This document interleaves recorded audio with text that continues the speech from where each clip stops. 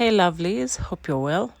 Let's make a 1-pot meal of potatoes and meat, and of course I'm going to include other vegetables, but the beef and the potatoes are the main ingredients.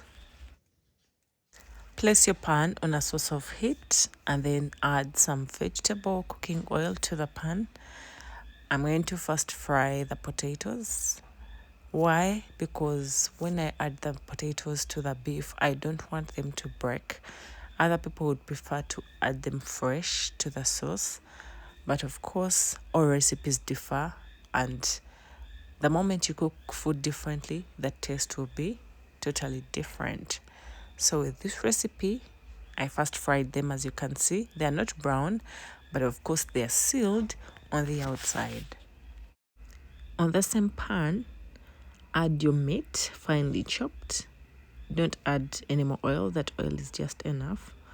And then we are going to fry it. Make sure the heat is enough so that the meat does not produce any liquids. If you don't know how to be patient, then this step is not for you, because we are going to let our meat fry until it starts turning golden brown. Just let it fry. Give it time, give it your all. Let it fry until it starts browning. Season with a pinch of salt and a pinch of black pepper.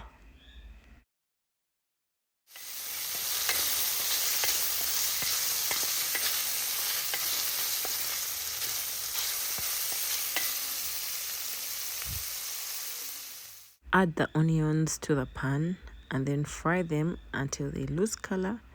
Add the garlic as well, fry it shortly. Then add the green peppers to the pan, and then we are going to fry them also for a short time, and then we are going to add the carrots to the pan like you see.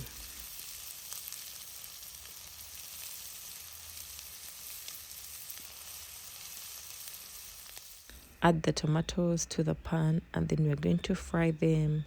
They're going to deglaze the pan. They're going to make everything soft. They're going to add the juiciness to this dish. And then we're just going to cook them until they're soft. And then we shall add the dry ingredients.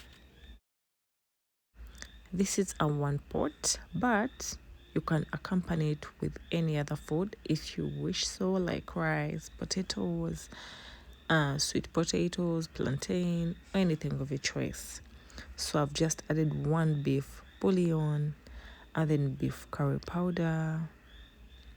That's all I'm going to use for today. It's just a simple dish that anyone can cook in the comfort of their home and with the simplest ingredients that they have in their kitchen.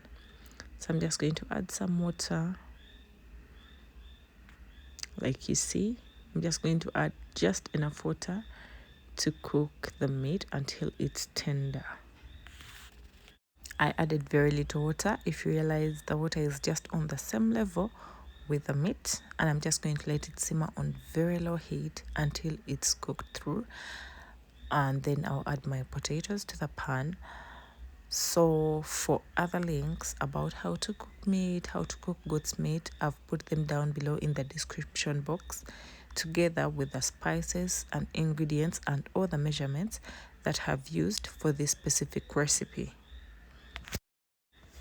After adding the potatoes to the pan, just let it simmer for like 3 minutes because everything is cooked at this point in time. So in case the salt was not enough for you, just add in a pinch or 2 and it will be enough, since we also used a bouillon in this recipe. And also remember that while seasoning, we added some salt as well. Our food is ready. Don't forget to try this at home. Bye bye.